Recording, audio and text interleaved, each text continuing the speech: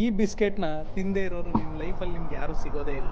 ಒಬ್ಬ ವ್ಯಕ್ತಿಗೆ ತನ್ನ ಕಂಟ್ರಿ ಮೇಲಿರೋ ಪ್ರೀತಿಯಿಂದ ಹೇಗೆ ಅವರು ವರ್ಲ್ಡ್ಸ್ ನಂಬರ್ 1 ಸೆಲ್ಲಿಂಗ್ ಬಿಸ್ಕೆಟ್‌ನ ಕ್ರಿಯೇಟ್ ಮಾಡಿದ್ರು. ಇಯರ್ 1929 ಅಲ್ಲಿ ಮೋಹನ್ ದಯಾಳ್ ಚವಾನ್ ಅನ್ನೋರು ಮುಂಬೈನ ವಿಲೆ ಪಾರ್ಲೆ ಅನ್ನೋ ಪ್ಲೇಸಲ್ಲಿ ಅವರ 12 ಜನ ಫ್ಯಾಮಿಲಿ ಮೆಂಬರ್ಸ್ ಜೊತೆ ಒಂದು ಚಿಕ್ಕ ಟಾಫಿ ಫ್ಯಾಕ್ಟರಿನ ಸ್ಟಾರ್ಟ್ ಮಾಡ್ತಾರೆ. ಆ ಟೈಮಲ್ಲಿ ಇಂಡಿಯಾದಲ್ಲಿ ಓನ್ಲಿ ಬ್ರಿಟಿಷ್ ಬಿಸ್ಕೆಟ್ಸ್ ಮಾತ್ರ ಸಿಗ್ತಾ ಇರ್ತವೆ ಅಂಡ್ ಅವು ಸೂಪರ್ ಎಕ್ಸ್ಪೆನ್ಸಿವ್ ಆಗಿ ಕೂಡ ಇರ್ತವೆ. ಮೋಹನ್ ದಯಾಳ್ ಚವಾನ್ ಅವರು ಲೋಕಮಾನ್ಯ ತಿಲಕ್ ಅವರ ಸ್ವದೇಶಿ ಮೂವ್ಮೆಂಟ್ ಇಂದ ಬಹಳ ಇನ್ಸ್ಪೈರ್ ಆಗಿರ್ತಾರೆ. ಸೊ ಅದಕ್ಕಾಗಿ ಅವರು ಇಂಡಿಯನ್ಸ್ಗೋಸ್ಕರ ಒಂದು ಹೊಸ ಬಿಸ್ಕೆಟ್ನ ಮ್ಯಾನುಫ್ಯಾಕ್ಚರ್ ಮಾಡೋಕ್ಕೆ ಸ್ಟಾರ್ಟ್ ಮಾಡ್ತಾರೆ ಆ್ಯಂಡ್ ಪಾರ್ಲೆ ಗ್ಲೂಕೋ ಅನ್ನೋ ಬಿಸ್ಕೆಟ್ನ ಕೇವಲ 5 ಪೈಸಾಗೆ ಮಾರೋಕ್ಕೆ ಸ್ಟಾರ್ಟ್ ಮಾಡ್ತಾರೆ. ಅದಾದಮೇಲೆ ಏನಾಯಿತು ಅನ್ನೋದೇ ಇಂಟ್ರೆಸ್ಟಿಂಗ್ ಫ್ಯಾಕ್ಟ್. ವರ್ಲ್ಡ್ ವಾರ್ 2 ಟೈಮಲ್ಲಿ ಬ್ರಿಟಿಷ್ ಆರ್ಮಿಯಲ್ಲಿದ್ದ ಇಂಡಿಯನ್ ಸೋಲ್ಜರ್ಸ್ಗೆ ಹೈ ಎನರ್ಜಿ ಫುಡ್ ಬೇಕಾಗಿರುತ್ತೆ.